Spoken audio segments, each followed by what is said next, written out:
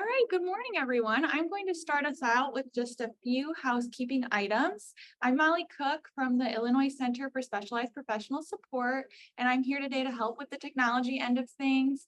Today we'll be talking about program year 2022-2023 funding updates. Just a few reminders throughout this webinar is that if you have questions throughout, please feel free to put those in the chat, or you can use the hand raising emoji here and we'll know to bring you off mute. This webinar will be recorded, so just take note of that. Additionally, any recordings will be available after this webinar. To be as accessible as we can, we're offering closed captioning and live transcription, so feel free to use that utilizing your Zoom toolbar. And if you'd like to call in at any point, if that's easier for audio, you have the option to do that, and that should be on your invitation for the meeting today. So with that, I'm going to turn it over to John and Josh to lead us today. Great.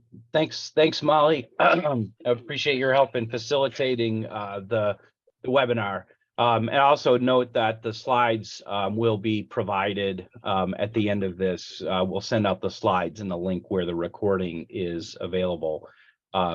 So again, good morning, everyone, and welcome to our presentation on the 2023 workforce funding.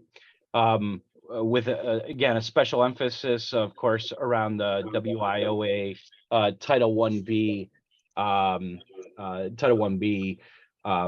formula funds. Today, as Molly mentioned, I'm here with Josh Coons, who's our formula grant manager and guru, as well as I see a number of other program and grant managers. Today's presentation is really focused around communication, planning, and funding.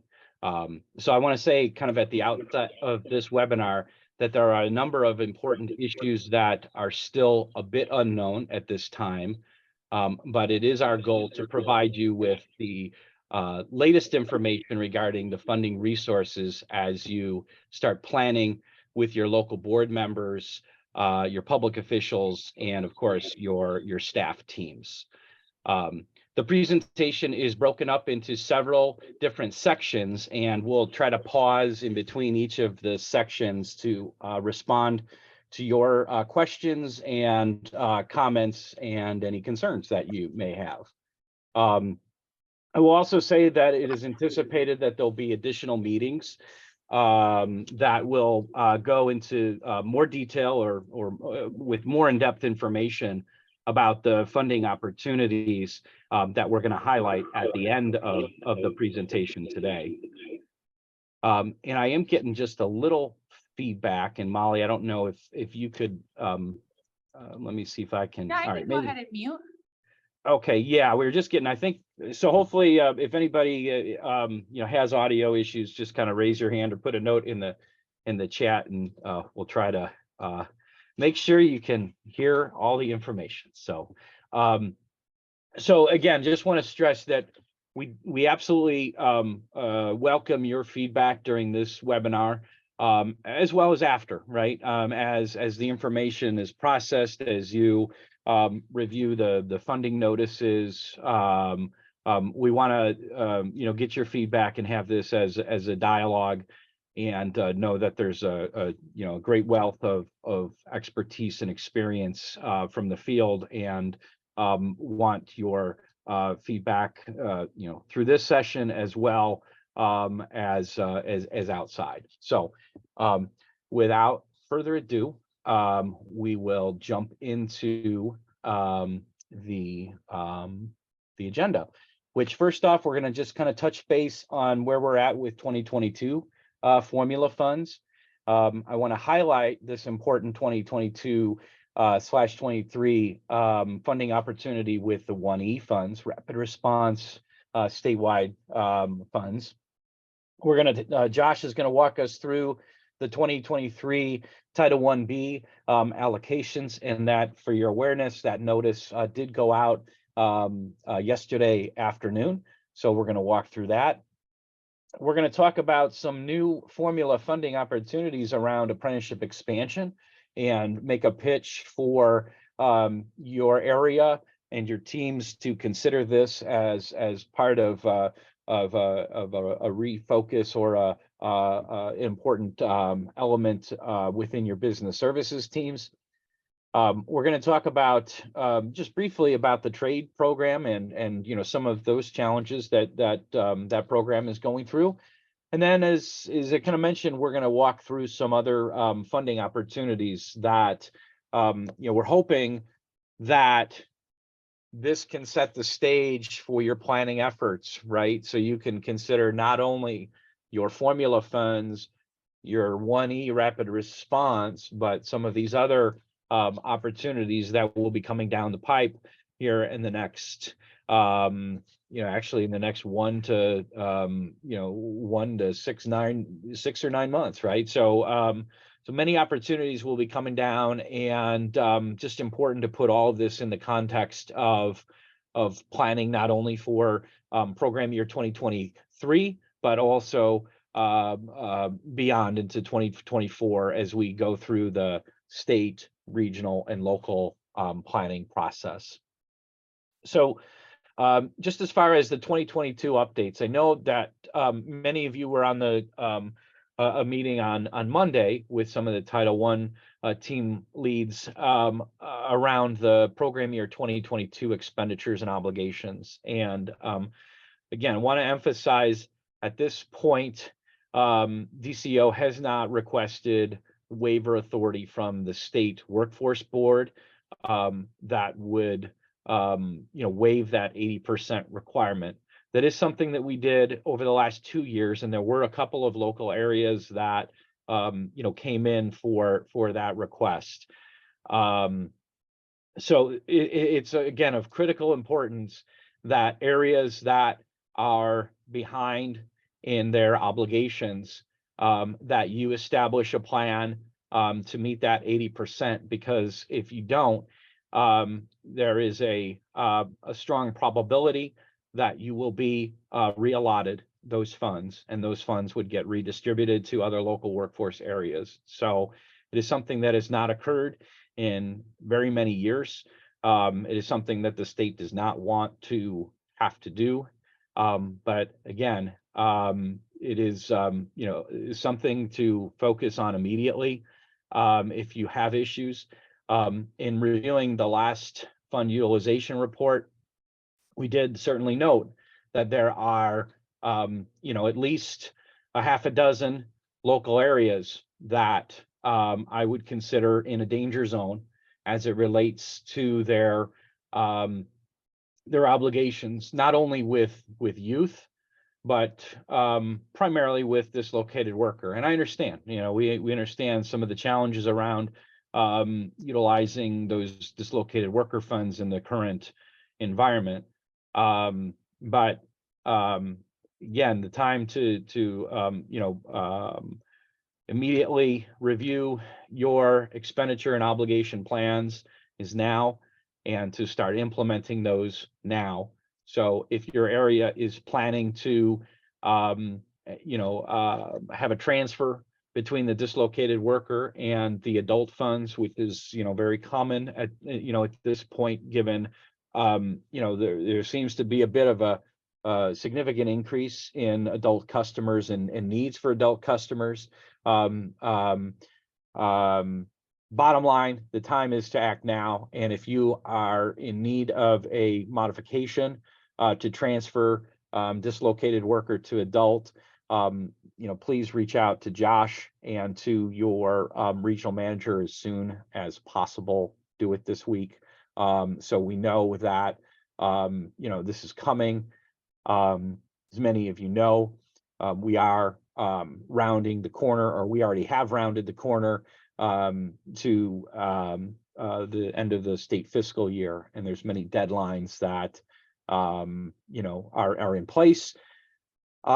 This year it is complicated even more with the new procedures within DCEO, within our new accounting system, SAP. And that has, as again, I understand, we've all had some challenges and frustrations around, some of the, I would say, unpredictability of the processing of cash requests as related to previous years. And so we're working through some additional delays in processing of grant modifications. So the bottom line here is, again, if you know that you are going to do a transfer, we need to get that on the radar immediately, and we need to get that in the queue to be processed so we don't run up against the clock. Also, for those of you who may not have been able to attend Monday's call, unlike the last couple of years, the state is not intending to add any additional funding to the program year 2022. You may recall in previous years, we added some dislocated worker funds from the statewide rapid response that were, still available because, I guess in a good way, there weren't as many layoffs and wasn't as a demand for those funds. And so we, for lack of a better term, reallocated or recycled those funds back to the local area. Based on the significant increase in dislocated worker funds for program year 23, the decision was made not to push those those funds out, as well as some of the challenges that we are seeing within the local area's ability to obligate and expend the dislocated worker funds. But here and again, I know that there are areas and have had some separate conversations with leadership within areas that, hey, they need additional funds and we need it now. And even to the point where there are waiting lists for adult, in some cases, dislocated workers. I want to emphasize, and I'll do this a couple of times in the presentation, we absolutely do not want to see waiting lists at this point. We have significant funds available in 1E. And if your area has a waiting list, contact your regional manager today and start that conversation around how we can get funding commitments in place so we can eliminate those waiting lists. All right, so part of that strategy to eliminate those waiting lists, obviously within the adult and the dislocated worker funding streams, is to utilize the statewide rapid response funds. And the state issued kind of an updated notice that had all of the elements that were available from the previous year. Again, just based on the timing of the state's fiscal year, would ask that any of those 1E requests be submitted to us by the close to the end of this month. Again, just so we can get those in and process through. Anything that we get after May 26th doesn't mean that it's off the table. It just means that we may have to process it in the next fiscal year. You might not have your actual physical grant until August. Again, if you are interested and have waiting lists, again, act now, act this week. At least let's get the pin in the map that you're going to be working through an application. And the next couple of slides just talks about, again, some of those strategies in utilizing that statewide rapid response funds. The Department of Labor has been progressively flexible in their guidance as it relates to the use of those statewide rapid response funds, and encourages through their guidance to implement strategies to obviously reconnect job seekers to work. Again, just looking at increasing your local capacity, even for online services or those hybrid models of service deliveries. Other strategies to look at expanding your supportive services. One thing that is, as we continue to monitor both with the U.S. Department of Labor and at the state level, we are encouraging. I think every area that we've talked with, we are encouraging program administrators and boards and other leadership to take another look at your local supportive services policies and look at, not only the supports that may need to encourage reluctant participants to enroll in the program, but I think even more importantly, to sustain them or retain them into the program and perhaps even into and through their placement as applicable to the customer, right? I mean, it's a matter of how can we really support that individual and get them on that career path, and once you get them placed, get them retained, right? So again, utilizing supportive services is a important strategy for that, and that policy review piece is definitely something that we would encourage. Strategies to support employers, right? We're seeing, quite a bit of an uptick in, excuse me, incumbent worker training. And again, we're talking about worker retention, right? It's an essential, essential element to the work that we're doing. Those opportunities to, not only support those new workers, but to retain and upskill those existing workers. Again, better than I of the value added that provides to businesses and the doors that it can open to your operations and your team members for additional placements around on the job trainings, and of course into kind of the gold standard of registered apprenticeships as it relates to those OJTs. And certainly there's other activities that are going on right now, right? I mean, it's an uncertain time as it relates to inflation and potential recession, and we understand that there's also regional differences in the labor markets, and so again, these are funds and activities that are definitely available, and we want you to consider as you plan for the worst and hopefully expect the best, right?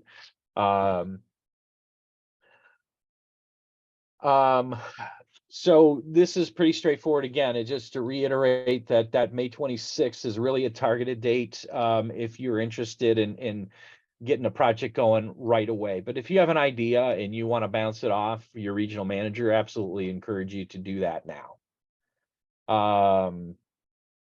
Okay, so next part of this, and maybe just a bit out of order, is just I want to put a plug in for the trade adjustment program.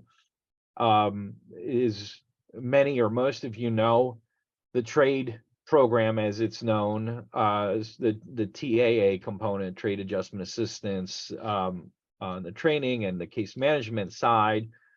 There's been some issues as it relates to their reauthorization, but I just want to say very clearly that program activity and services will remain as it has for the last year. Okay, we have authorization at least to go through September of 2024. So there will be no substantive changes as far as the program is shutting down. Now, there's always the 10% chance that DOL will provide that unexpected guidance, but they are actually pushing the states in the other direction, right? They are re-emphasizing that this program must continue, and states and local administrators must continue to offer the services to those that are eligible to apply. Susan Boggs, Sheila Sloan, and Crystal Bigelow, and Lori Graham, I know, do a great job with kind of coordinating the compliance and the program delivery, working with you. So again, just keep your eye out for those notices as they come through.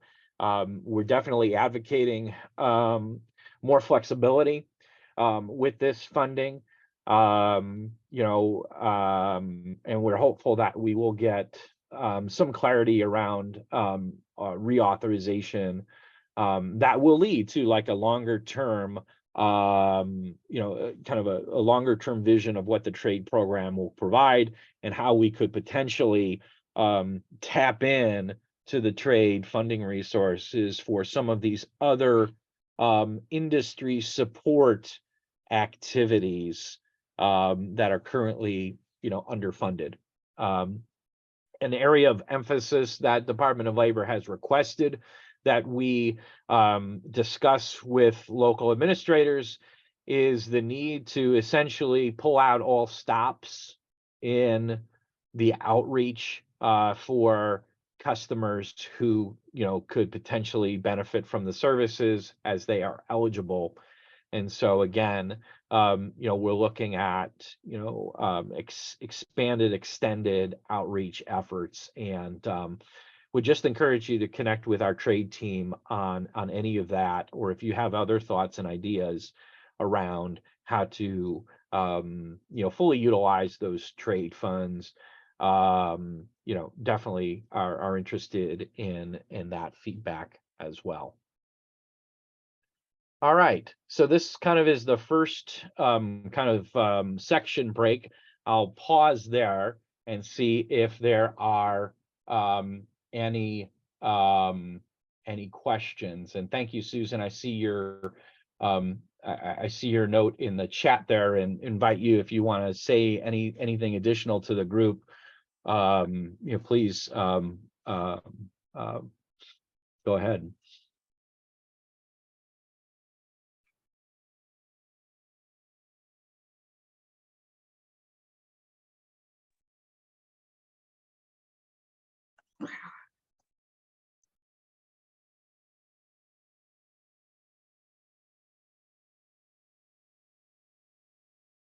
So Susan, I don't know. I saw your box light up. I didn't know if you were trying to talk or not, but it looks like you might be muted. Okay. Oh, I can unmute you, Susan. I can do it on my end. Okay, very good. Let me do that. That might be easier. Okay, you should have just gotten a little statement from me saying ask to unmute. Okay, can you hear me? Yep. We can hear you. Yes. Yes. Okay. Yes. Thank you, John, for the trade plug. Yes, we continue with monthly calls with the Department of Labor, and they don't know any more than we do. Congress is obviously very busy with the state of the country and the world. But yeah, stay tuned for more information on some outreach activities. And we're looking back to 2002 certifications for people that didn't come in or access services at that time. And anybody in recent, under recent certifications who were laid off 6/30/22 or before, they are all eligible. And we are also looking for eligibility for people laid off 7/1/22 or later if they had a first qualifying separation. So not to get too far into the weeds, but email us if you have any questions or anybody that might be potentially eligible. And please continue to submit petitions if trade is any type of a factor in a layoff or a closure. If it's 1% factor, it's a factor. Department of Labor is holding those, but there are, literally tens and tens and tens of petitions that have been filed, and like 35,000 people that might be eligible nationwide. In Illinois, there's a couple thousand at minimum. We've have like 11 petitions that we've submitted. So please just keep that up. We appreciate it very much. And the minute we know something, you'll know something. Thank you very much. Great. Thanks, Susan. So if there aren't any other questions at this point, I think we'll pivot then to Josh, and he's John? yeah, go ahead. It's Hey, Jennifer Serino. I have a question regarding support services. Yeah. One of the challenges that we face with our customers and support services is it's on a reimbursement basis. They have to incur the cost first and then be reimbursed. That is financially challenging for many participants. And what our board kind of as a solution, or trying to work through that solution, they approved a needs-related payment policy last year. But due to the restrictions on eligibility, we have not been able to use needs-related payment with anybody. Mm-hmm. Who can we talk to about that? So I think it's probably a combination of, in your area, Kelly Lapatina, your regional manager, also working with Laura Dom, and probably Josh and me, just to like kind of think through, just some of the, compliance, and maybe Tamika as well, just around the, what are some other strategies that might work, right? One piece that I know, and I know that it isn't a one size fit all, right? But an example might be like kind of the gas cards, right? So having some type of support that is like a prepaid, but we understand that some of the other supports that may be out there doesn't lend, it obviously wouldn't lend itself to that. And so I think that we are interested in researching that, and perhaps even can ask the DOL folks and look at other state models of how they approach it. And I think that from a state perspective, we're definitely open to innovative approaches, within the bounds of allowability, right? And so we definitely recognize that is a potential challenge, but something that I can say that I'm committed, and I think others within OET are committed to researching and expanding the tools for you and other areas. Thank you. We will, Kelly, I will follow up with you. Great. Any other thoughts? All right. Well, Josh, you want to go ahead and we'll go through the 2023 notice. All right. Well, good morning, everyone, and thanks, John, for that. So we're just going to go ahead and get started discussing the 2023 allocation and the allotment process. So just an overview here. So the way the funds funneled down, Congress passes budget appropriating the funds, and then the act makes youth activities funds available on 1 April obligation and 1 July for located worker. And then with the uniform budget, it asks for order amount for those, and limitation is due to us receiving base funds, and then advanced funds aren't sent until 1 October. So then the Department of Labor provides appropriated funds through a notice, which was the allotment TGOL 15-22, and that provided all the funds to the states. And then the state determines the amount of funds that will be reserved for WIOA statewide activities and rapid response. Statewide activities, they're allowed to reserve up to 10%, and rapid response is up to 25%. And then lastly, the state provides funds to the local workforce areas, and that notice was provided to you all last night. So go to the next slide here. All right, so this is just an overview. It just shows the change from 2022 to 2023. So as you'll see here, the state of Illinois did receive a $22.4 million increase from 22 to 23. You'll also see that most of that increase is related to our dislocated worker funds, with a 24.5% increase in funds. But overall, the state did receive 15.2% increase from PY22 to PY23. All right, next slide here. This slide just talks about the different regulations that govern the allocation and formula process, and we'll go over these later on here in the presentation. All right, so this first attachment here is in the TGOL, and it's attachment C, but it goes over the formulas that the state is allowed to use for youth, adult, and dislocated worker. And we'll go in depth on each of these. But the formula essentially is for youth and adult is 1/3 weighted at 33% for each of the 3 categories that we'll go over. And then dislocated worker has 4 data factors that are weighted at 25% each. And then there is a hold harmless or 90% stop loss, which is an average of your last 2 allocations. And it can't be less than 90% of that. So that is part of the data factor as well. Next slide, John. All right, so in the state plan, it does require that any core programs are used for are discussed for authorizing distributions. And if you're curious, or if you want to take a look at it, that is located on page 329 and 330. And the link at the bottom there takes you to the unified state plan that has been approved.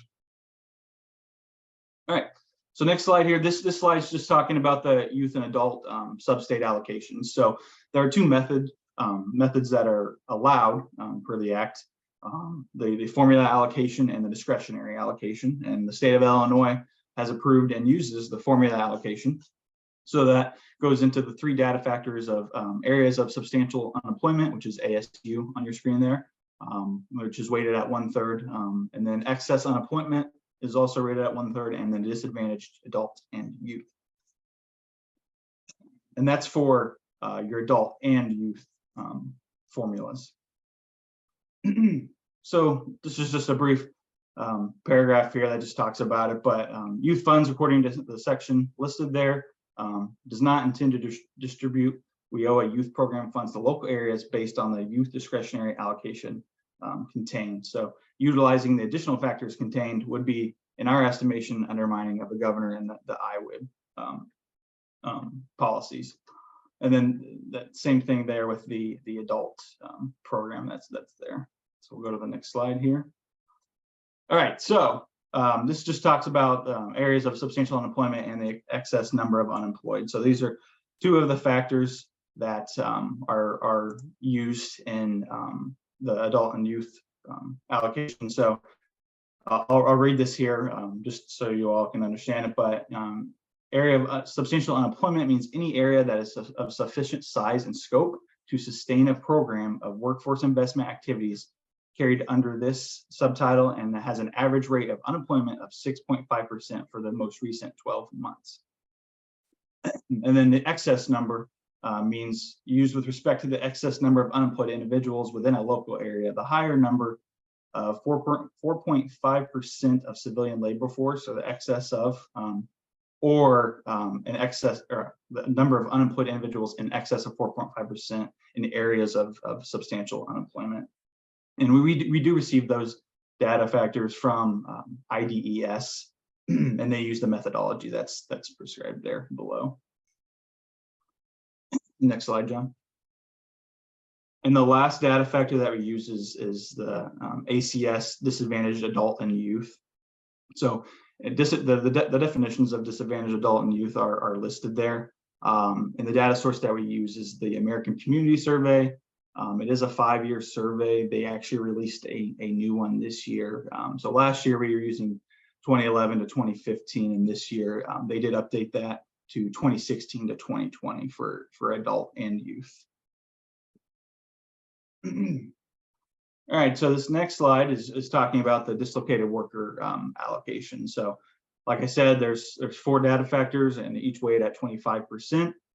So there's the insured unemployment data, the unemployment concentrations, plant closing and mass layoff, and declining industries data.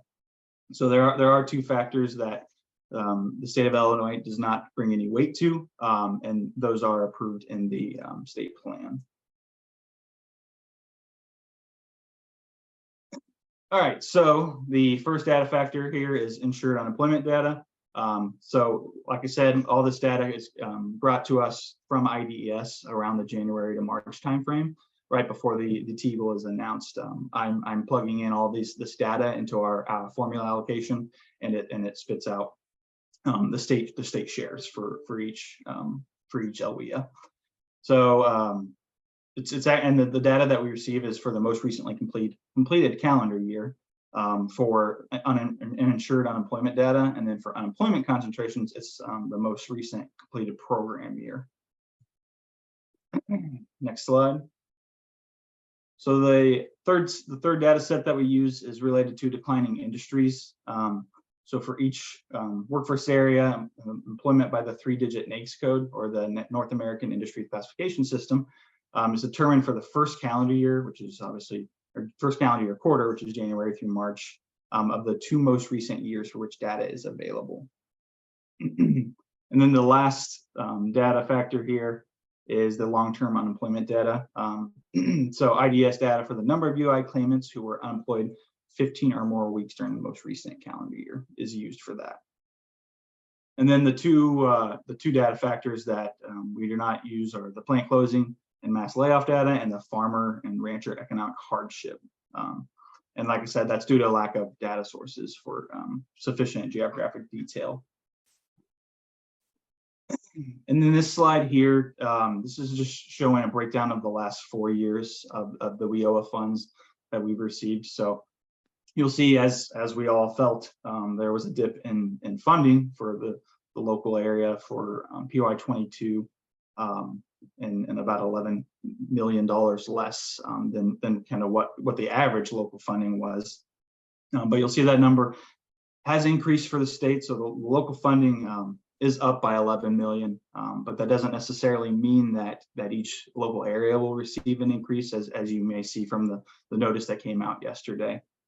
I don't know, John, if you wanted to touch on any of this. I know you might have something to say as well.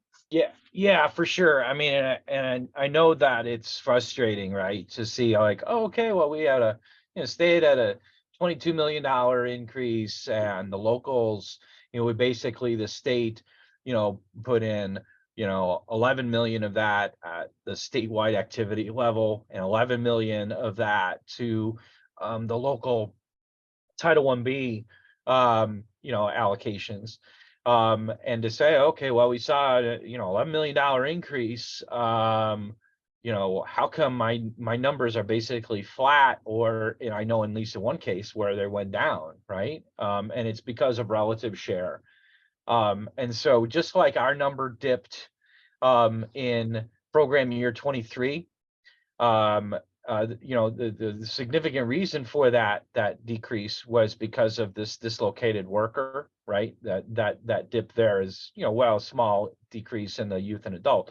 And the reason for that was because big states like California, Texas, Florida, New York had significant unemployment and other issues, economic issues as a result of COVID and other recovery issues. And so we saw a big jump in dislocated worker funds at the state level because of their recoveries in other states, and states like Illinois was a little bit behind that, right? So relative to the other states in the nation, we're a little behind. So is New York, so is some other states, right? But if you look at all of the state allotments, you'll see down the line it's a minus 8% net. And then, our increase of net 15% increase.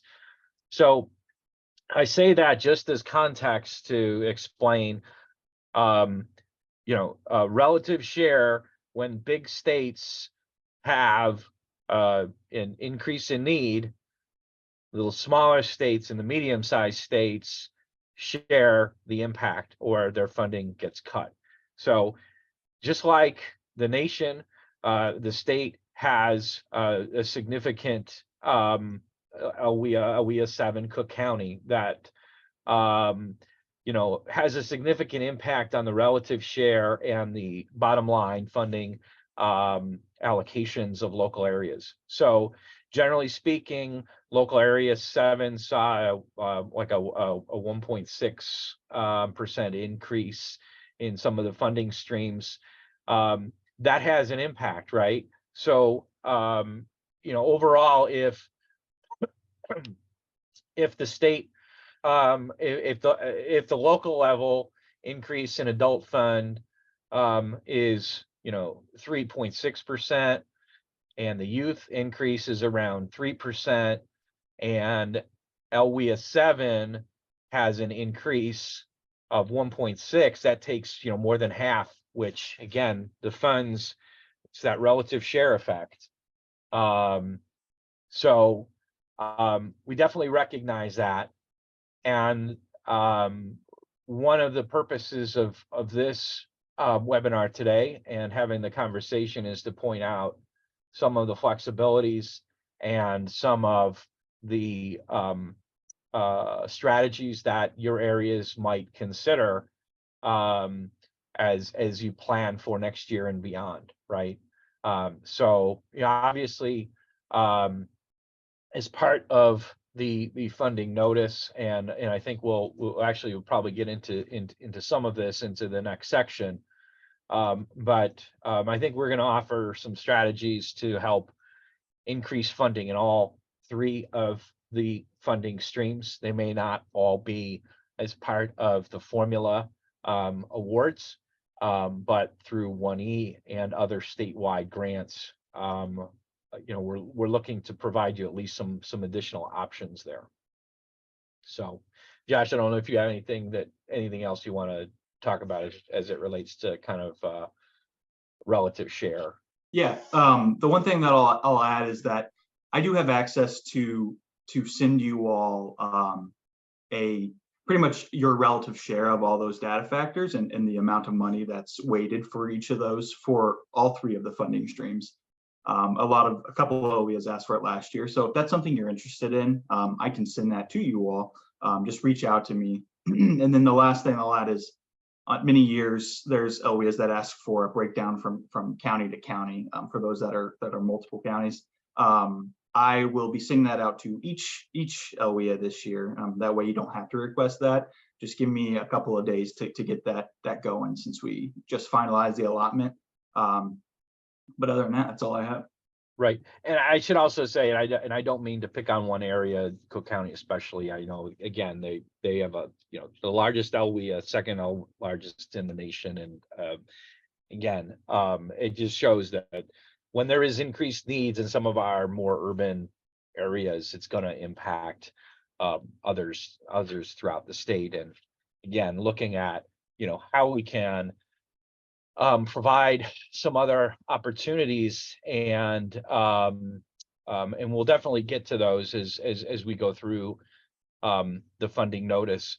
But I want to just spend a little bit of time just in looking and analyzing some of the service level data. So we took a look at focused on the Title 1B enrollments, both just enrollments for the participants in all the funding streams, as well as enrollments in training.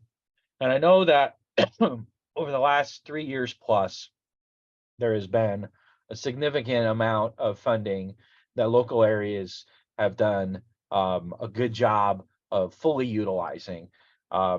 Within the presentation, we're going to talk about our DWG, or National Dislocated Worker Grants, and Illinois has really been, seen as a leader in this regard, fully utilizing two COVID grants of 8.3 million plus, with the COVID or the DW careers, with the Quest. We fully are utilizing these funds, which is excellent. We're leveraging these additional resources, and that's a trend that we want to continue. And I definitely recognize at the outset of this conversation, I don't want to overly emphasize or have a more of a negative spin, if you will. But I do want to just point out that the data should speak for themselves. And unfortunately, the data trends, if you look at the formula adult dislocated worker and youth, the trend is definitely going in a downward direction. And that's not the direction that we want to go. I definitely want to acknowledge, though, at the outset that this data only includes the Title 1B and then others that may be co-enrolled with these other programs. And I think as part of this, as part of our funding notice, you will see that we are putting a challenge out there for all of the areas, both as program administrators, board members, public officials, other stakeholders, to really utilize this planning process starting now, starting today, looking at opportunities to reverse this trend, opportunities to fully integrate other funding sources, in understanding that, hey, we're on this roller coaster ride with Title I formula funds, and we got to get something to help smooth the ride a little bit. And so that's part of our purpose today, is to highlight some of those other programs. But before we get to that, I want to level set ourselves with some of this data, just so you're aware of what we're looking at. And again, these are statewide numbers. And for the most part, our current program year as of May 1st, program year to date numbers, look at, we're essentially on track with the youth funds. We're actually overachieving with the adult. And I know most of you, this shouldn't be a surprise. And then dislocated worker, we're in trouble. We're in big trouble. And I understand that's in large part due to labor market and the availability and the interest of those dislocated workers. But dislocated workers have really fallen off a cliff. And so this is an example of where we're at as far as our number of total participants for the last 5 years. And actually, it should be PY22, but you get the sense, right? So we were at around 8,000 youth. And these are actual, and I think this last one is the PY22 planned, right? So we're at a planned high around 8,000 for youth, planned high around 10,000 for adults, and 7,900 for dislocated worker. And you can see, again, we're falling off the dislocated worker cliff a bit. And again, understand it's in part a function of the labor market, but also a significant factor. One could argue that, with the flexibility of transferring 100% of those funds from dislocated worker to adult, that, we'd like to see this number skyrocket, right? To okay, well, let's throw dislocated worker and adult in the same pool. And, we would then, expect that number to be even a bit higher. So again, total participant number, about 4 or 5 years ago, we were at over 25,000. This year, just our planned numbers are at 19,000. So again, just the direction of the data there. Now, as far as participants, we're seeing the same trend, right? So these are actual participant numbers for adult around 6,500. Now our actual at this point is 4,400, and we've had some ups and downs here with dislocated workers, but again, we're just much again, just having a big issue with dislocated workers. And again, there's a lot of factors that go into that as far as the immediate need to get workers right back to jobs, but these are strategies that we have to address as a system. I know I'm preaching to the choir with this, right? But again, the time is now to identify those strategies and double down on those strategies that are working. So here is just kind of the big bad curve of where we're going, from around 10,000 in training to around 6645. Planned for this year. So our hope is that these figures will, start to rebound as you complete the planning for your next cycle. We are definitely available to help with that. Our regional managers and our other subject matter team members within OET and others available to help with those. Other important items within the notice. Hey, John, can I hop in here real quick on those charts? Yep, So I would think logically those numbers ought to be that way. I know in my local area, I've lost 25% of my money in the last 3 years. So there's no way that we could serve the same number of people that we did 3 years ago. So, and I'm sure other areas are the same way. So I would anticipate those trends to be that way. Yeah. I see that, and again, I think it's a good conversation point. I think that is we look at just from a data perspective, I think that we see it more as like kind of a roller coaster, and we would have expected to see more of that fluctuation, kind of that up and down component with those numbers. And I get it. There's a lot of lag time that goes into this, and that's part of the fundamental issue, at least on the funding side, right? But I think there's the kind of that, roller coaster with the funding, but the individual served, it's a direct dip down. Well, and also you have to realize that there was a year plus that anybody who's in a DES office wasn't allowed to have anybody in the building, so. For sure. And Right. John, it's Jeff in McHenry County. The other thing that needs to be considered is all the other funding that's been thrown out there to other agencies for workforce training. All the ARPA money that went out and was given out for youth programs and such. We compete for the same pool. Right. For sure. No, I get it. And again, I'm not, I don't mean to have this as maybe a negative connotation, or, there's, I think we understand there are a number of significant factors that are out there, right? That have impacted the data. But I would say the data are the data, and we can qualify them with the context of COVID, of restrictions. But I think our hope is, as a system, is that number starts to, come back, right, in the other direction.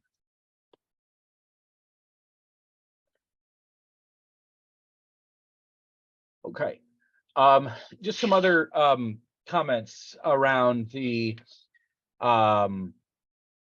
just that were included in the notice, and I want to just highlight them. You can read them in the notice for yourself, but again, just reiterating the points that we've made about how this current time is a critical point for the system, with you, your regions, your local partners, to really look at all of the available funding, and really link this into your 2024 workforce planning process. And some of the new initiatives, not new, right? These are initiatives that we've been committed to that were interrupted by the pandemic and other responses. But I think that there is a, kind of a need to refocus and recommit. First and foremost, would point to the activities and vision outlined with the governor, with the agency leaderships, with the regional local partners, around, the workforce equity and access priorities, around the design enhancements, streamlining of, some of the state level activities. We got a lot of work to do as well. I mean, there's no doubt about it, right? So again, the purpose of this is not to cast stones at the locals, or certainly the state has coordination issues that needs to be addressed and identified as part of the governor's commission. And that's one of the reasons that we did withhold additional funds for statewide activities. I think the intent there is to utilize a portion of those funds to address some of the governor's commission recommendations that I know are, part of that is being worked through as far as how they're formally presented. Other important things, other knowns, right? So we know that there's going to be an emphasis and significant additional activity around the service integration plans. These are things that really started and had some really good momentum before the pandemic, and an area that was interrupted. But the bottom line here, it's anticipated that we will have some additional or updated guidance around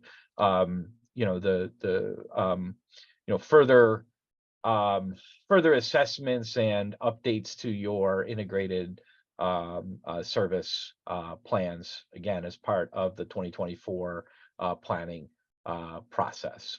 So a lot of those elements in the service integration plan, as you all know, were key elements that were also talked about within the governor's workforce commission. Diversity, equity, inclusion. So the IWIB task force had identified 6 broad areas of action for the state, and you can read about those in this report if you haven't already. I know many areas are already doing this, and they are looking at their targeted population reports. I know that many or all of you are doing this as part of your access analysis on an annual basis, but it is, you know, again, taking that regular compliance review to that next level and implementing recommendations that are established here. And then finally, advancing kind of that one workforce vision, and this really kind of grounds it back to guidance from the U.S. Department of Labor, which is consistent with the other 3 priorities that are identified within the notice, and really grounding the fact that there is a definite push from the Department of Labor to, you know, even push the boundaries of allowability and flexibility. And so I know, again, Jennifer, we definitely appreciate your comment regarding the supportive services and, you know, looking at, you know, perhaps some compliance issues that perhaps, if were clarified, could provide you and your partners with some better tools and strategies around the delivery of service. And so if there are some barriers, DOL has signaled a willingness to you know, look at this, you know, through the advancing of a one workforce vision, as well as the yes, we owe a can. And again, I know that those of you who have been around for a long time may look at those perhaps with a side eye, or you know, even myself, you know, sometimes you look at it with a little cynical of a view, but to you know, have that as a lead in to the conversation with the DOL folks, either at the regional and even the national office, as it relates to some of the additional flexibilities that you know, we requested in the past and maybe don't have exact clarity around that, and you know, need to really pursue that in a more direct way. So again, I know that you know, we are committed to pursuing that, and you know, want to hear from you and get you know, get some movement where we can. Okay, so some just highlights just on the process. So this is, again, going to the notice that Josh mentioned was just released yesterday afternoon. Some of the highlights: so 15%, again, that includes the 10% for workforce, 5% for admin, were reserved. 10% was reserved for statewide rapid response. And then local areas continue to have the flexibility to transfer 100% of the WIOA funds among the adult and dislocated worker streams. We ask that you have all of your application materials submitted to us by June 23rd, so we can process those, and then we'll issue your awards.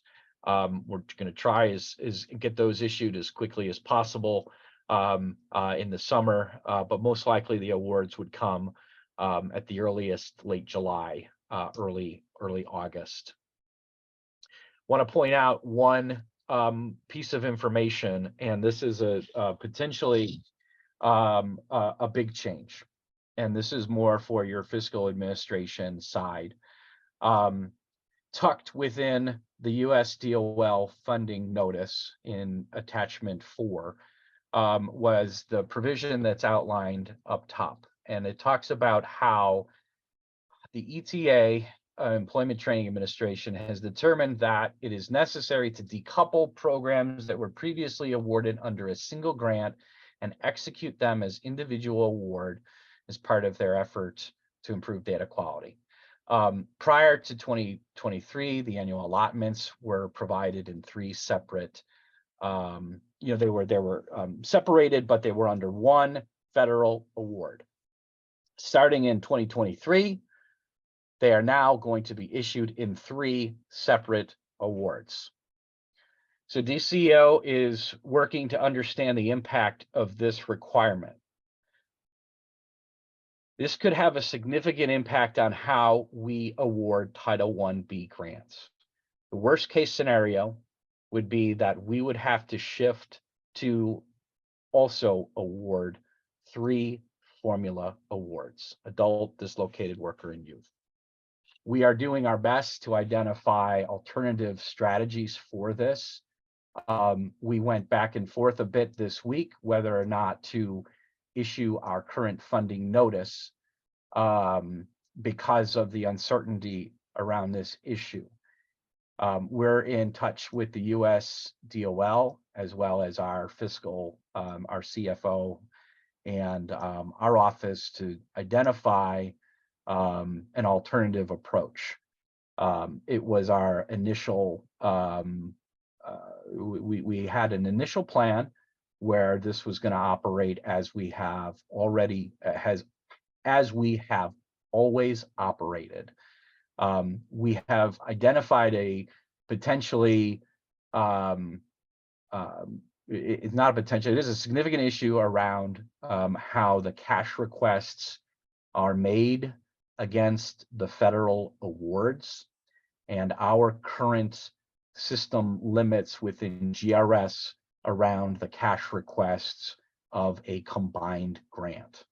And so again, this is an area that we are closely monitoring for sure. We're working through potential options and solutions, but I want to be crystal clear that we may need to issue a change notice to the current award, not as much as, or not to change the bottom line dollar amounts, but to change the procedure in applying for the awards for 2023.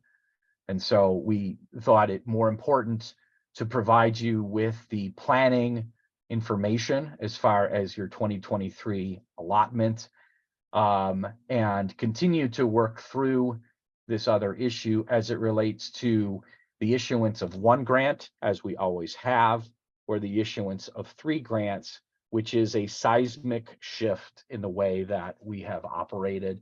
And we definitely know that is a potential, very large impact, and many questions would have to get worked through for this.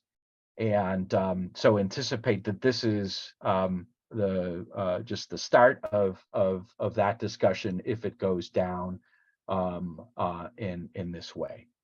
So I would definitely pause there and see if you have any initial thoughts and questions.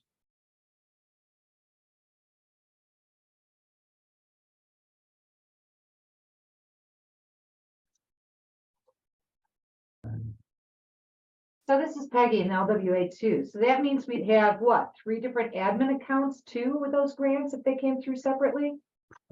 Yeah, that's something that we're also trying to figure out. I mean, I guess I could say like the worst case scenario is that you get 4 grants and that one of those grants is a combined admin. But that is one of the questions. Another significant question obviously is, well, how would we handle the adult and dislocated worker, any of those transfers? So definitely questions that we would have to address if we went down this road. We are trying our request both to DOL, to DCEO, is to maintain the ability and flexibility of issuing one award with all 3 combined plus the admin. Yeah, 'cause that's going to increase admin hours working on all of these grants, and we have very little staff. Right. That is, there is no one at DCEO that wants to go to a 3 grant situation where 1 grant is currently working. There's no one. But we have to address from an audit standpoint and an audit trail the cash requests that are received under the grants to the cash that DCEO requests against the federal award. And so, as I said, we're working with DOL to see if there's other strategies that that other states have utilized to continue to provide this flexibility, and quite honestly, to understand why this significant change was simply tucked into appendix 4 of an annual funding notice, as opposed to, you know, really thoughtfully rolling this out. So I guess that's a commentary on my part. Hi, this is Dan White. I'd be willing to volunteer to help with any kind of cash drawdown, additional support you guys need. Yeah. Because I agree that breaking it up into 3 grants, and we got different cost allocation, then we have all the quarterly reports would have to be obviously 3 times as many. So if there's a way that we can put something in GRS that says, here's my draw for 100,000 and it's X1A, what X1Y, X1B, that would be awesome. Yeah, and I appreciate that, Dan, and I'm very grateful for that offer, and I will take you up on it. And anyone else who has ideas or wants to be part of that conversation, that's the purpose of this part of the presentation, is to ask for your help and ideas with this as we, you know, our goal is to really exhaust every possible option that is allowable from a compliance and audit and fiscal administration standpoint. So if you have ideas, if you are willing to, again, as Dan mentioned, you know, think through this, we want to hear from you, and we will definitely be in touch in pretty short order. John, is there anything we can do to, you know, advocate to DOL or to? Well, I am afraid that the train it may be you know, long gone from the station. You know, perhaps I'm not even certain. With some of the conversations we've had with DOL, they weren't aware of the issue. It's not to say that, you know, there may be others that were, and, you know, again, just trying to understand the disconnect with the communication and the change in approach. I do know that they've gone through an upgrade in their systems, and that is part of our you know, our frustration at this point, not to vent too much, but some of you may know that the state and other state agencies have moved to a more standardized grant system, as well as, you know, I've mentioned that DCEO has moved to a SAP, but we still have kind of GRS as our back end for our grant management. But the ultimate vision is to utilize SAP and a new grant management software system. Long story short, that was our long-term vision, and we've been working through the process of how we would incorporate and actually customize that system to help with an award that would have multiple funding streams, right? And would be able to report those costs. Now, again, that whole process, that was going to be a seismic shift, and we were working through that. We're not on schedule to implement that. You know, the thought might have been next year, next July. So this has thrown us a bit to a loop, because we're thinking, oh, okay, well, that system could have worked and it still can, we think. But there's not a lot, but there's many unknowns that, you know, we were kind of working through that process. I guess that is, you know, that's where we're at, is that DCEO is not ready to implement the new grant management. It's called Amplifund. We're not ready to implement that. We've piloted it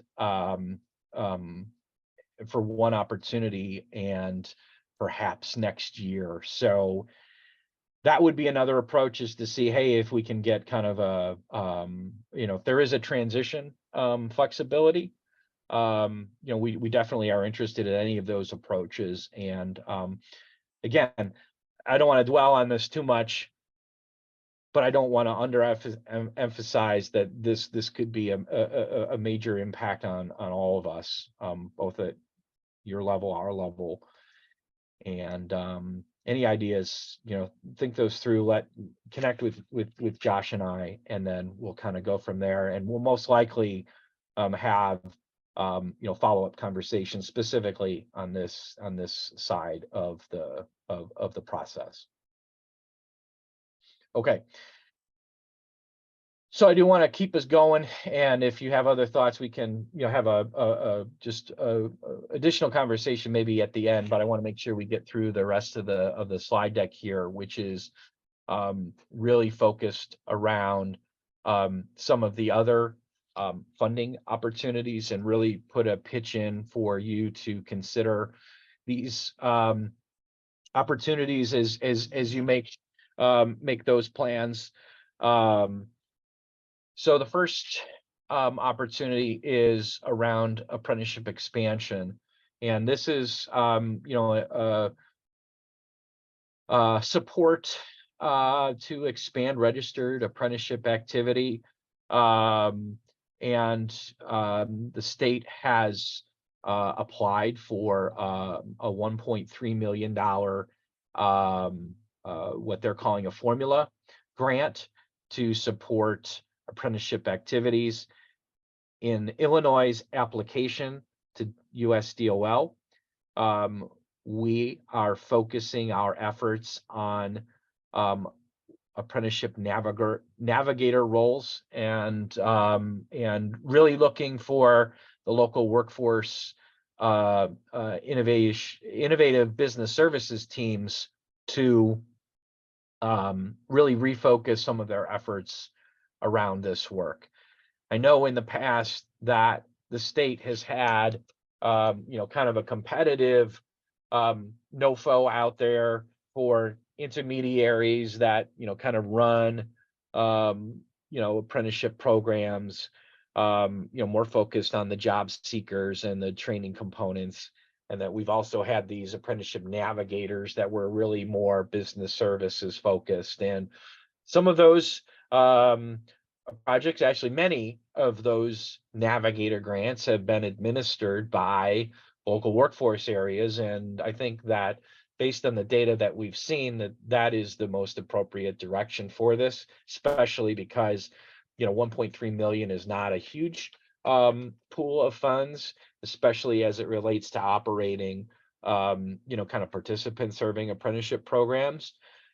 So that is the state's application, again, why we're focused around those business services teams. So we are in the process of finalizing a funding notice that should be released by Monday. It's going to be similar to the process that we used for the Rapid Response 1E funding. And so it should be a relatively, a slimmed down version of a proposal where you can outline your essential activities. You can identify your team members.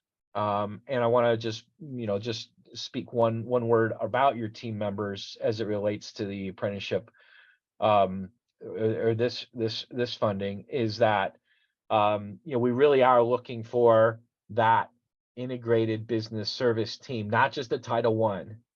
So we just don't want to pay for Title 1B business service staff, right? I mean, that's really not the intent, is just to supplant the funding for that staff member. It really is to have your teams take a really significant look at this activity and the roles of an apprenticeship navigator. So it's working with the full team, Title I, community colleges, IDES folks, Title IV, and your other economic development and education partners. So the application will ask for an outline of your full team and those activities that they will focus on. And again, the core functions include that outreach, that coordination, and that direct assistance in developing apprenticeships, right? So helping those companies develop apprenticeships, and then establishing the reporting structures and you know, even you know, providing assistance around you know, how to set it all up, how to all make it happen, and even from the point that it gets set up all the way to the point where they have apprenticeships and you're assisting with the sponsorship roles and responsibilities. I want to point out that there is a new budget category and new budget flexibility around this last item, direct assistance in developing apprenticeships. They call it incentive funds. And so this is just a little preview of that, in that there is a specific pool of funds within our $1.3 million that teams can work with employers to help them with those direct costs of setting up the apprenticeships. Okay.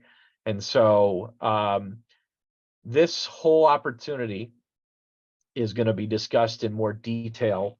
And we've actually, I can tell you, we've set May 24th at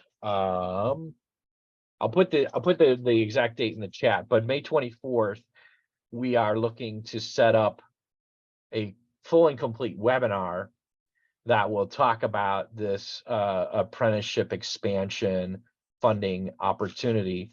We really hope that we get a good response from the local business services teams. We know that there are you know, a core group of existing apprenticeship navigator teams that you know, we know that this will be a good fit for them at the outset. I will say that this is also a program that is in continued development. The apprenticeship committee established this kind of framework of intermediaries and navigators, and now we're looking at redeveloping or looking at kind of that Navigator 2.0, right? So what is the next iteration of these roles and responsibilities, and how are those sustained, and how are we leveraging our activity, and how can we utilize this to kind of coordinate and even refocus some of the activity around apprenticeship? The state's John, yeah, go can ahead, Tony, please. Can Yeah. I add that also the state has provided funding to hire a professional marketing group who is working on a marketing strategy for apprenticeships, including sort of the same message statewide. So there's a number of different things being worked on, including social media, things for local events. So more to come on that, but there is going to be that support for apprenticeships that has never happened before at the state level. Absolutely. And thanks, Tony, for that. And you know, for your leadership and others working in the apprenticeship space. I know that you know, DOL has signaled that they want to continue this investment in apprenticeships, and they came out and said, look, we're going to fund this for 5 years. And you know, all states are eligible for a formula allotment, and Illinois' piece of that is around 1.3 million for the next 5 years every year, as long as we spend the funds and do what we say we're going to do. Makes sense, right? Well, it does, but here's the you know, here the challenge is the timeline, and I'm going to skip ahead here to the timeline, right? The period of performance for this award will most likely be July 1 through June 30. And so we have to, because of the DOL requirement, that we spend all of our money and we meet our benchmarks for the award, we have to hit the ground running. And so it is our plan to issue this notice by Monday, or you know, first thing Tuesday. Thank you, Jennifer. Wednesday, May 24th at 1 p.m. there'll be a full webinar on this. We'll probably include that information in the notice. But if you're interested, please mark your calendar now. We're going to ask that applications be submitted by June 15th so we can make a funding commitment by June 30th. It's not to say that you will have a grant by then, because we probably won't have our federal grant by then. I do anticipate that DOL will contact us during that last week of June and say, congratulations, you got this award, now go do it. But because of our fiscal year flip over, we won't be able to issue a grant, but we will be able, again, to make a commitment, which will basically have a prior incurred costs back to July 1 of 2023. So, your award may not be there until end of July. I don't want to go into too much just for the sake of our time. As far as the goals, and Tony's right on as far as, there's a lot of cool stuff happening around marketing and outreach, but we're also strategic planning, right? And there's several elements within the state's application that there's things that the state has to do to move our program to the next level, and there's many things at the state level, many things, and there's many things at the local level that have to occur. But we're really looking at there's 5 fundamental goals. So 1 is around planning, 2 is around system development and support, 3 is to re-engage our workforce and economic development partners, and then the last 2 are pretty straightforward, right?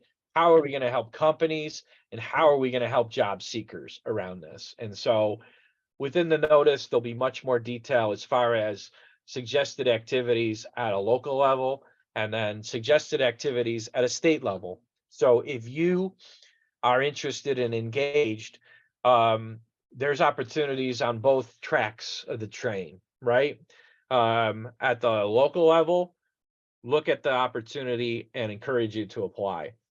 At the statewide level, we are hoping to develop a working group that will develop a more comprehensive 5-year apprenticeship plan that will be under the umbrella of the 2024 Unified Workforce Plan.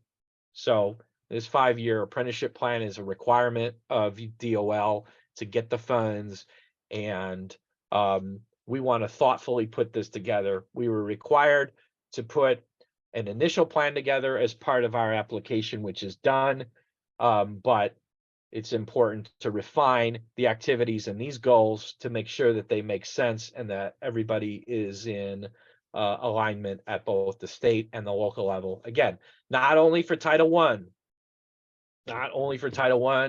but for all of our partners, and how can we truly, integrate our other statewide partners, our education partners, our economic development partners, and, move the program to the next plateau. Okay. Any questions about that? And thank you, Debbie. So if you have, I know there's several local areas that currently have what we call 2021 apprenticeship grants. We are looking at those grants, and we're looking at how can we, what is the best place to support, those activities that make sense based on your activities and where you're at in the grant and where you're moving forward. So we're looking at a couple of different funding sources, to support ideas that make sense. And so I would say stay tuned. We're going to be going through all of those, what we call phase 2 grants for the 2021 apprenticeship awards. We have a pool of funds that are available to reissue, and then also anticipate there may be some other grants that will be closing that will also increase. So part of this, it's a matter of managing our overall budget and identifying commitments that we're confident that we can make to local areas. It may not equate to a grant in hand July 1, but at least a commitment to say, this is the commitment, this is the award, and we'll be processing it as soon as we're able to. But again, we know that activity has to move forward, and that's why this conversation from our perspective is very important, to get you the information as soon as we know it, as soon as we have this is how far we can go, and additional information will be known in a week and a half, right? Okay.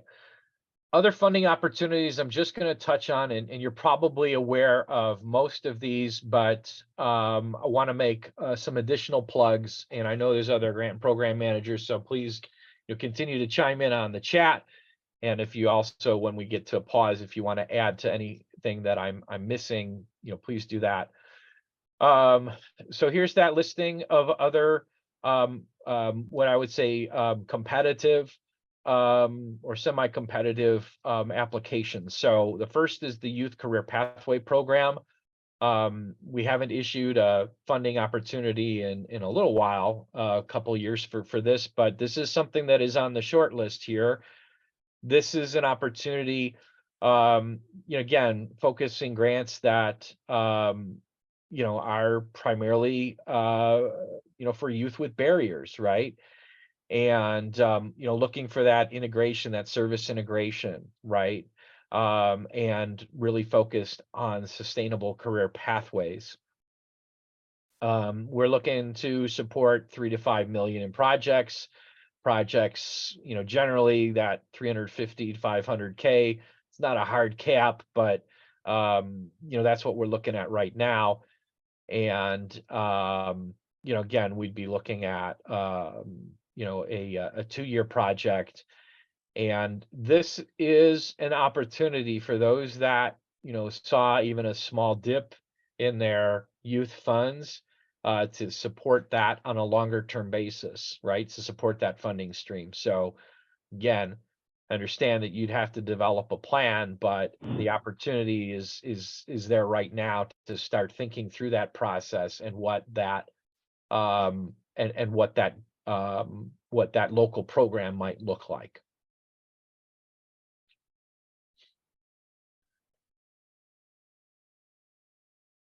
Okay.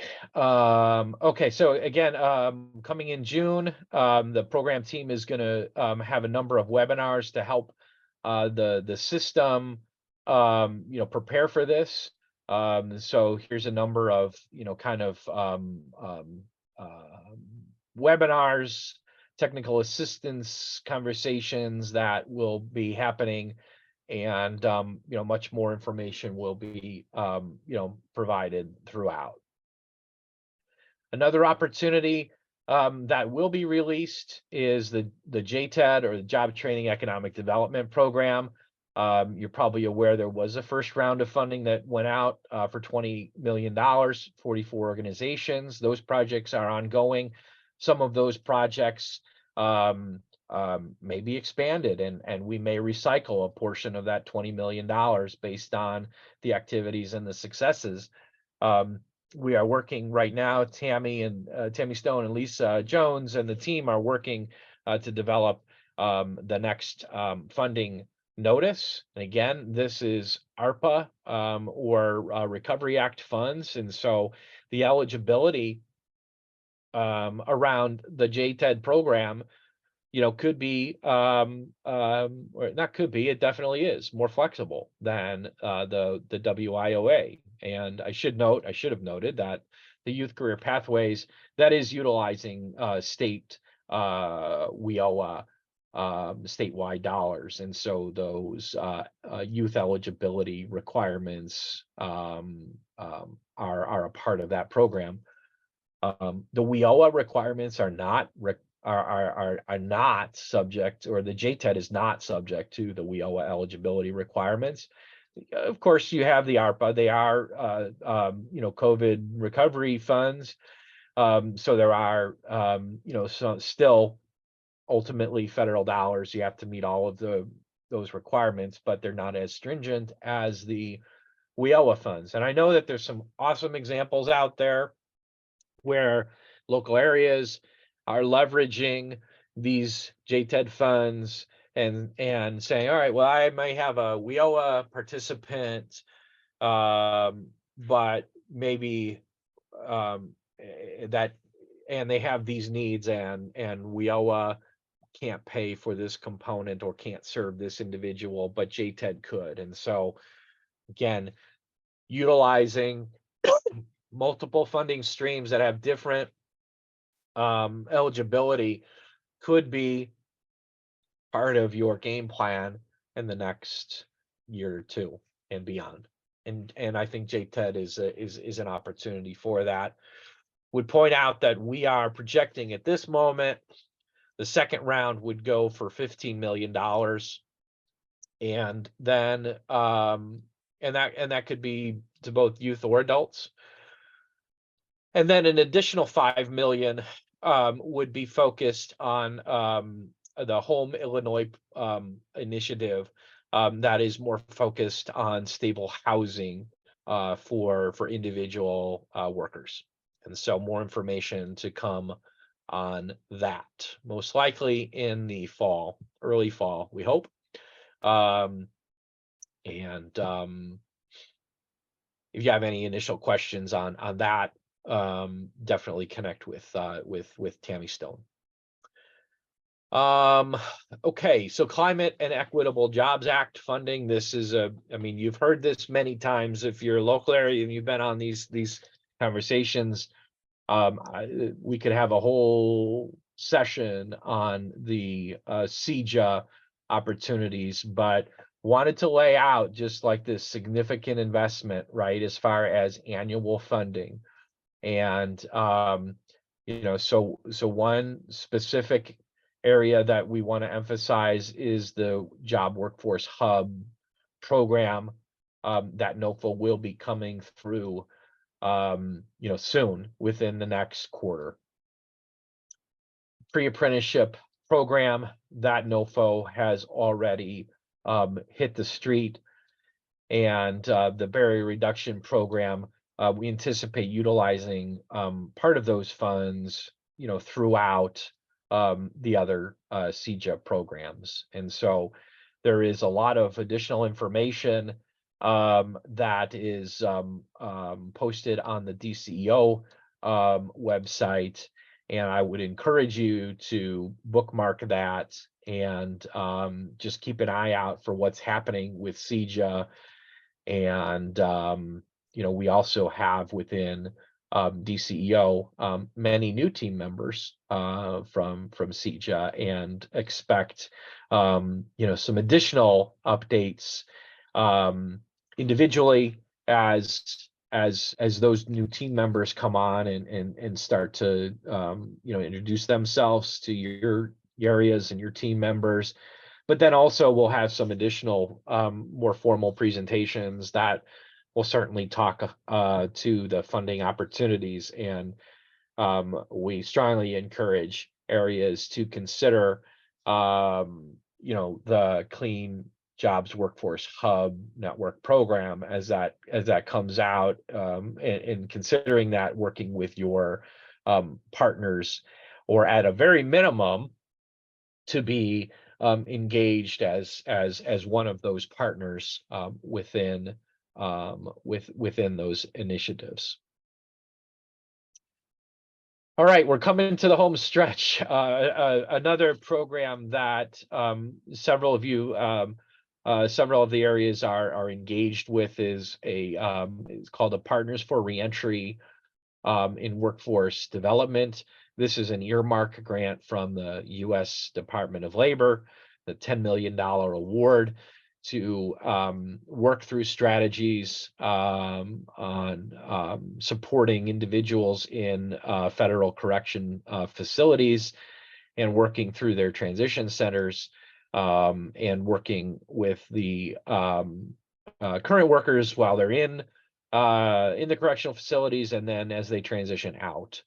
And so I don't have a ton of information to share on this, other than The sites we're looking at are Greenville, Marion, Pekin, and Thompson.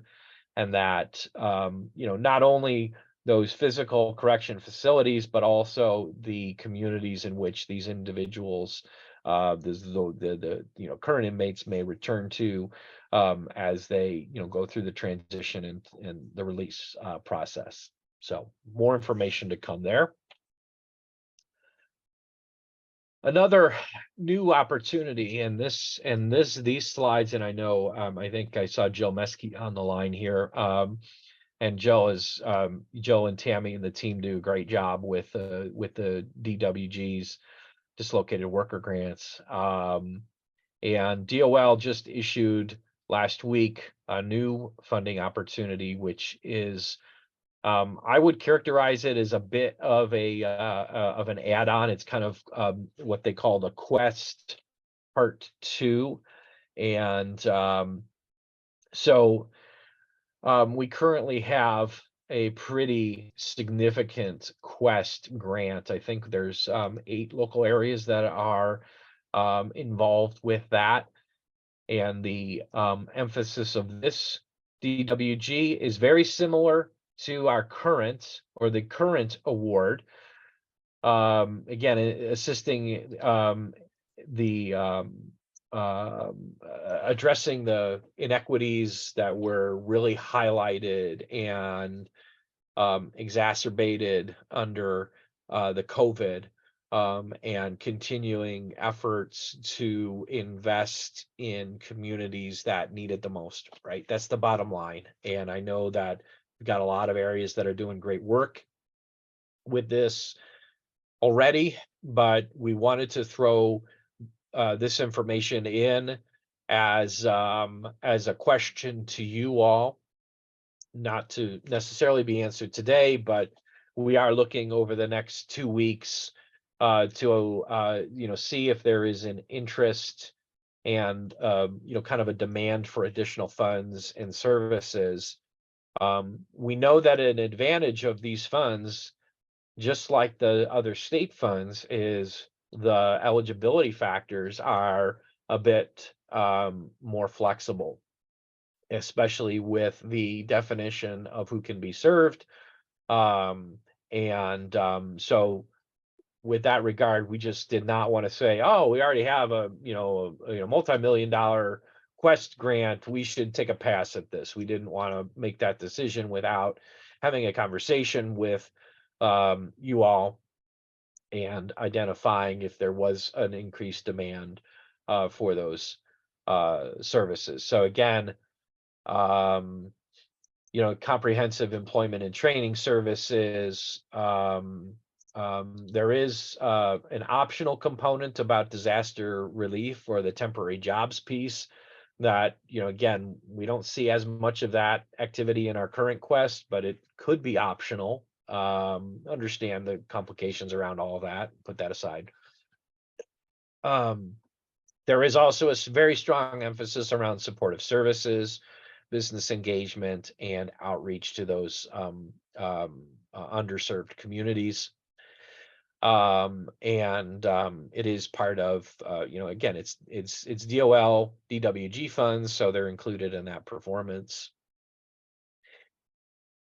And I think the bottom line to this part of the presentation is that we will be reaching out to you, most likely Jill and Tammy will be reaching out here within the next 2 weeks to identify your interest in additional funding, and if it's appropriate for the state to submit a program year 2022 Quest application.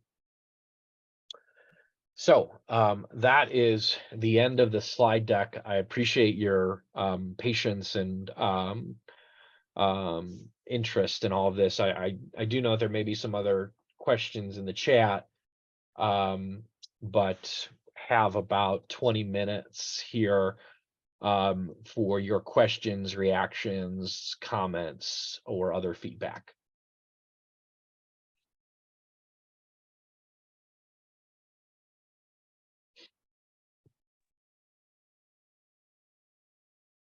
John, this is Blanche. I may have missed it, but I just wanted to clarify with the 2023 youth funding, we are back to the 75-25% split in out of school and in school. I need to check on that. I don't know if there's other team members who know right off the bat. My understanding is that we do have waiver authority to have the 50-50 split, but I would need to just verify that and get eyes on the waiver authority. Okay. All right. Thank you.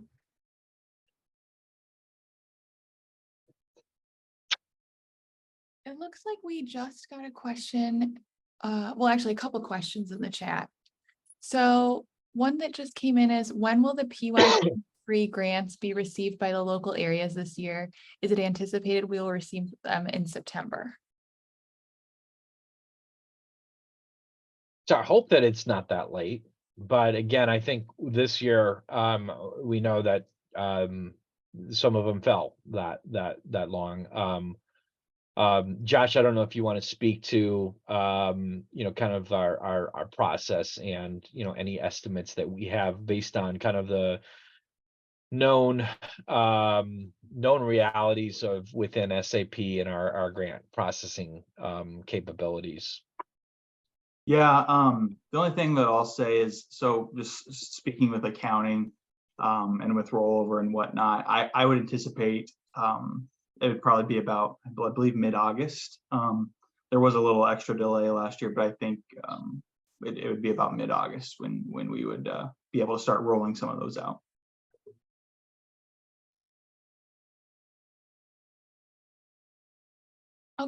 Okay, we got a couple others.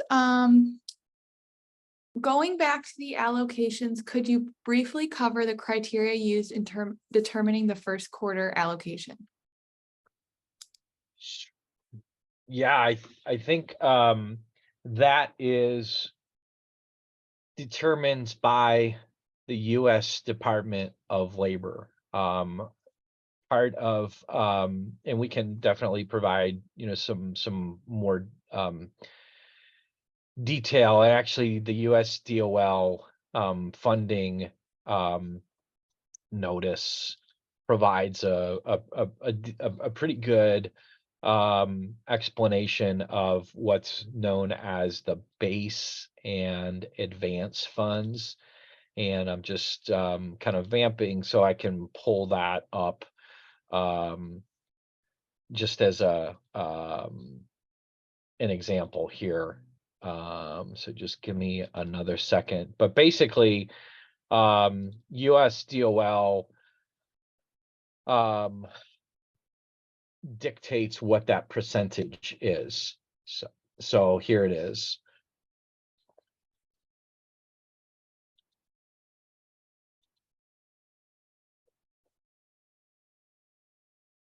Okay, so this is from the funding Teagle, right? So it talks about how you know, there is only a very small portion of the funds that are made available in that first quarter. You know, all of the youth is available, you know, going back to April 1st, but there's only a small portion of adult and dislocated worker funds that are available until October 1st, when the advance funds become available. So I think the short answer is it's all based on the federal appropriation authority. And so essentially, US DOL is only authorized the state to spend, you know, whatever it is. What is it, Josh, like 8% or something? It's definitely less than 10, right? So it's like 10%, and that is dictated within the US DOL funding notice. So if you look at the state funding notice, you will see like, okay, here's your table for your full year amount, and then it's broken out as what's your first quarter base funds and what's you know, what's the advance funds for adult and dislocated worker. USDOL does a similar thing, right? They say, okay, this is your cap for a statewide adult or all of the funds for adult and dislocated worker, and we basically just evenly the allocation, it's all whatever that percent cap, we just apply that to all of the areas. So we don't say we don't say, oh, well, this area gets, could get 20% and this area only gets 5. It's whatever that, if it's an 8% across the board cap, that gets applied equally across all of the local areas. So I don't know if that makes sense.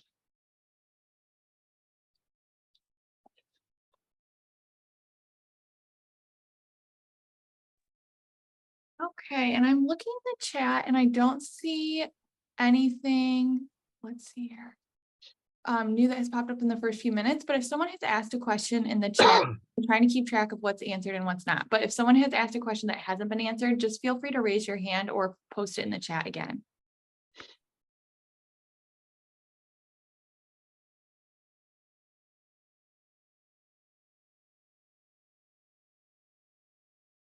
I see there's a question about the youth career pathways, if it will be for both in school and out of school. I'll need to double check on that.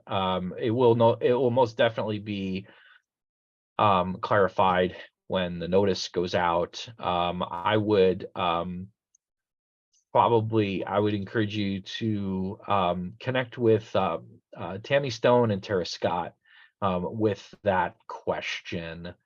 And we'll also connect back with them as well.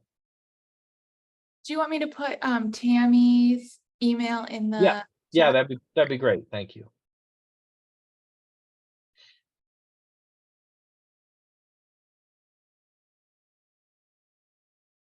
Okay, so there's one that just came in. Will the Pathways grant hit performance measures? Yeah, it most likely will, but again, that will be definitively answered as part of that a part of that information session. But if it is statewide activity funds, it would be subject to your local performance.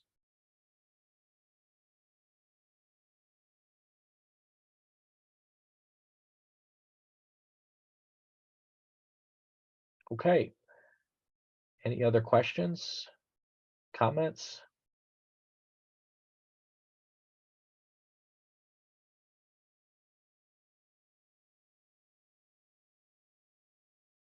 Any other team members within DCEO that want to add on or clarify any information that we've gone through today?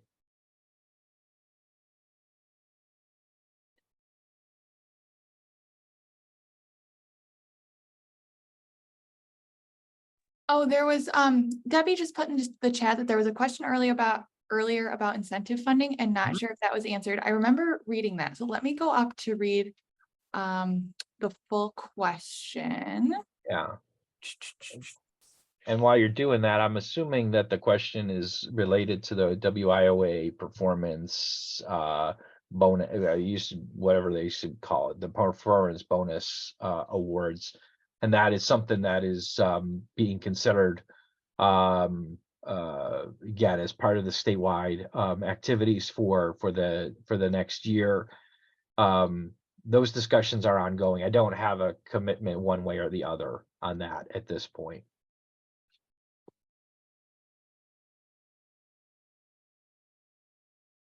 I'm still scrolling to see if I can find the exact. Okay, sure. I don't know if that answered the question or not. So the question was, are the days of incentive funds over? Oh, well, yeah, I mean, I would say the way that it was done previously, yeah, I mean, you could make an argument that I don't think that we've awarded it for the last at least 3 years. And so the way that it may have done, like, quote unquote, back in the day, if you characterize it like that, I would say yes, but it's not to say that a new method and a new approach is not on the horizon. And I think that I would encourage you to connect with your regional managers and provide any additional feedback around that, as well as our performance team and Mark Burgess and others within the unit to, you know, have those conversations and get your feedback and thoughts around that.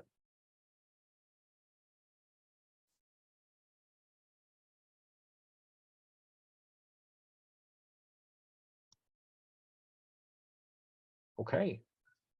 Other thoughts? Again, I know I don't want to prolong this. I appreciate this is a lot of information and a lot of me talking. I apologize for all of that. But again, our real focus was to provide you know, the information that we have known at this point. We know that it's not perfect. We know that there are additional considerations that will have to be made, and that we, you know, there may be you know, some potential changes on the horizon, and we're going to work through those. But I think if there aren't any final questions, I think we'll go ahead and wrap up. And oh, I do see Caroline, you have a question there. Yes. Hey, John, just one quick question, and I know you guys were taken off guard as we are with this whole 3 grants possibility, but do we just proceed with one grant application, one budget until we hear differently? I would not start like the actual use of the uniform budget template until we provide you with further guidance. The intent today, and again, I kind of going back to our decision, well, do we press forward with the funding notice, or do we wait 2 weeks until we have a definitive answer on the 1 grant versus 3 grants? You know, I think the thought was, let's get the information that is known today out, because it's so important to get the numbers. And so you can have that, and you can start those conversations with your teams and the board and the you know, the whole process, right? But your fiscal administrator, like the nuts and bolts of putting together the actual you know, budget, utilizing those forms, I would probably advise you to hold off on that component, but everything else move forward, because you have to go through that planning process regardless, right? And you know, again, if we do have to go to this multiple grant approach, I would anticipate within the next 2 weeks, we will have additional sessions that would be set up, and that we would work with you on developing as logical of a process as we can identify to work through this. And so there would be, I would anticipate several sessions and conversations, most likely with the nuts and bolts fiscal folks, and certainly other program administrators are welcome to attend on that to understand what that would do, or how that would impact your local operations and procedures.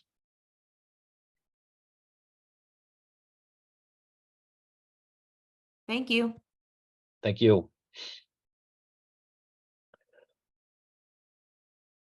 Okay, so again, just last call for questions. I'll pause for a second.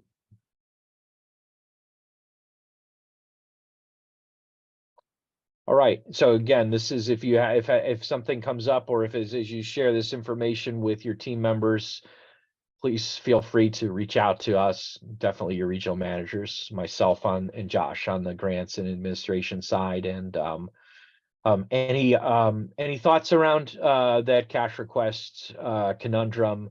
We definitely would welcome your expertise and you know, any other support that you can provide around that. And then with that, we'll wrap it up today. I know we'll see many of you over the next couple of days at the summit, so look forward to seeing you there. And wish you the best for the rest of the day, and talk with you soon. Have a good day.